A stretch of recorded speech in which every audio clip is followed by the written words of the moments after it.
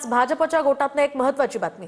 भाजपच्या बालेकिल्ल्यात आज अजित पवारांच्या राष्ट्रवादीचं चिंतन शिबिर होणार आहे। स्थानिक स्वराज्य संस्थांच्या निवडणुकांच्या पार्श्वभूमीवर नागपूरच्या एम्प्रेस पॅलेसमध्ये या चिंतन शिबिराचं आयोजन करण्यात आलंय।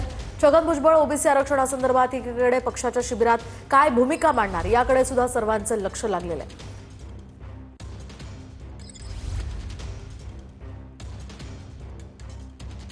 तटकरे साहेब, आपले सर्व मंत्रीगण, आपले आमदार, माजी आमदार, सर्व पदाधिकारी यांच्या उपस्थितीमध्ये ध्वजारोहणाच्या कार्यक्रमाला सुरुवात होत आहे।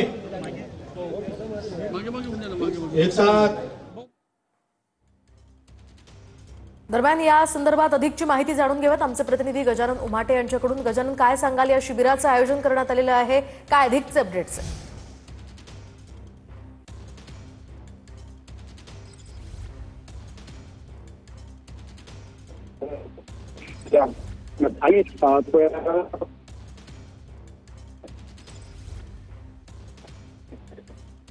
काही कारणास्तव गजानन यांचा आवाज आपल्यापर्यंत पोहोचू शकत नाहीये, मात्र आपण पाहतोय सध्या या शिबिरासाठी छगन भुजबळ पोहोचलेले आहेत। चिंतन शिबिराचा अजेंडा गाभा हा महत्त्वाचा आगामी येणाऱ्या स्थानिक स्वराज्य संस्थांच्या निवडणुका व त्याचबरोबर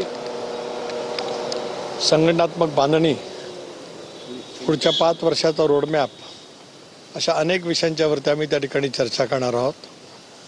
पक्षाच्या प्रमुख काही नेतृत्वाखाली वेगवेगळे आम्ही ग्रुप्स त्या ठिकाणी करणार आहोत आणि त्याच्या माध्यमातून वेगवेगळे विषय त्यांच्यासोबत दिलेले आहेत। आता स्थानिक स्वराज संस्थेच्या निवडणुका आहे आणि त्यामध्ये जवळपास प्रत्येक पक्षाला आपापली ताकद दाखवण्याची पण संधी मिळणार आहे। महाराष्ट्रामध्ये स्थानिक स्वराज संस्थेच्या निवडणुकीमध्ये नक्कीच राष्ट्रवादी काँग्रेस पार्टीला चांगलं यश मिळेल याची आम्हाला खात्री आहे आणि त्याच्या तयारी अनुषंगानं आज हे शिबिर आम्ही आयोजित केलं आहे। पक्षाची विचारधारा ठरवत असताना येणाऱ्या कालावधीमध्ये स्थानिक स्वराज्य संस्थेच्या निवडणुका सुद्धा आहे। हे सगळं करत असताना महायुती सरकार म्हणून असेल, राष्ट्रवादी काँग्रेस पक्ष म्हणून असेल, पक्षातील मंत्री महोदयांनी घेतलेले निर्णय असतील, हे सर्वसामान्यांसाठी आहे। कष्टकरी, कामगार, महिला या सगळ्यांसाठीचे निर्णय आहेत। ते प्रत्यक्ष अंमलात आणले जात असताना ते तळागाळापर्यंत पोहोचवणं आणि त्या अर्थाने खरं चिंतन शिबिराच्या माध्यमातून कार्यकर्त्यांना ऊर्जा देणं हा या पाठीमागे